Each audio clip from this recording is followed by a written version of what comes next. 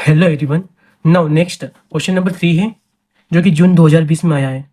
To time dependent non zero vectors u vector t and v vector t which are not initially parallel to each other satisfied u vector cross d by dt of v vector minus v vector cross d by dt of u vector is equal to 0 at all time t if the area of the parallelogram formed by u vector t and v vector t and the unit normal vector to be n cap t then option दिए हुए हैं at increases linearly with time but n cap t is a constant.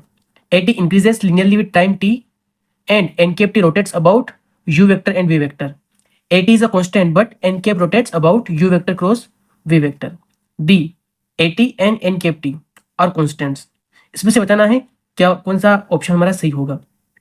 Question को ध्यान से समझते हैं। Two time dependent non zero vectors u vector t and v vector t। ठीक है, अब यहाँ पे ध्यान से देखना, which are not initially parallel to each other satisfied this equation. ये इक्वेशन दी हुई है, इसको सेटिस्फाइड कर रहे हैं। तो इक्वेशन को ध्यान से देखना, यहाँ पे इक्वेशन गिवन है, given u vector cross dv vector divide by dt minus v vector cross d by dt of u vector is equal to 0। इसको रीअरेंज करेंगे तो बन जाएगा ये u vector cross d by dt of v vector. ठीक है, plus का sign लगाएंगे हम यहाँ पे, ये बन जाएगा d by d t of u vector cross v vector is equal to 0। ऐसा क्यों किया है हमने? क्योंकि जो a vector cross b vector होता है वो minus of b vector cross a vector के इक्वल होता है, एंटी कॉम्पिटेटिव होता है ये। क्लियर है? अब यहाँ से इसको हम ध्यान से देखें, ठीक है, अगर इसको हम ध्यान से देखें तो ये किसका फॉर्मूला बन रहा है? d by d t of u vector cross v vector, ठीक है, इज इक्वल टू 0। अब ये जो इक्वेशन यहाँ पे बनी है d by d t of u vector cross v vector, इसका मतलब क्या हुआ? इसका मतलब ये हुआ कि जो क्रॉस प्रोडक्ट है u vector cross v vector is constant over time. Clear? यहाँ पे हम लिख लेंगे this means that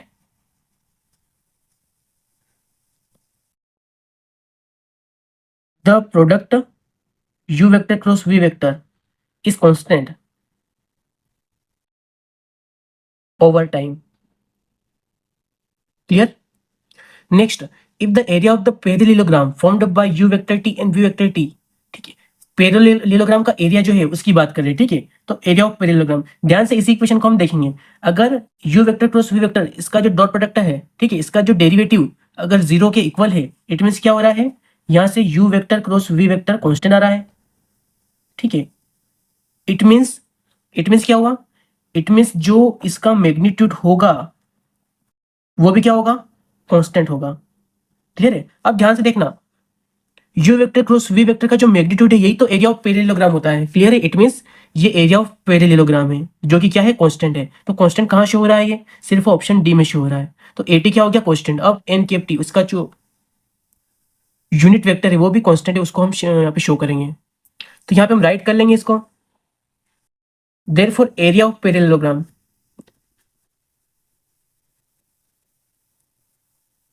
is equals to mod of u vector cross v vector is equals to constant।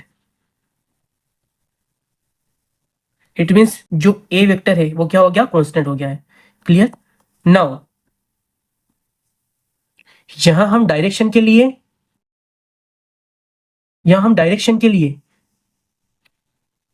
Unit normal vector लेंगे, ठीक है, जो कि होगा n कैप t। इसका फॉर्मूला क्या होता है यूनिट नॉर्मल वेक्टर का? जो हमारा जो वेक्टर है उसका क्रॉस प्रोडक्ट, ठीक है, और इसका मैग्नीट्यूड डिवाइड में u vector cross b vector. ये वाली टर्म कांस्टेंट है और ये वाली टर्म भी ऑलरेडी क्या है? कांस्टेंट है। देखो दोनों की दोनों कांस्टेंट है यहाँ पे।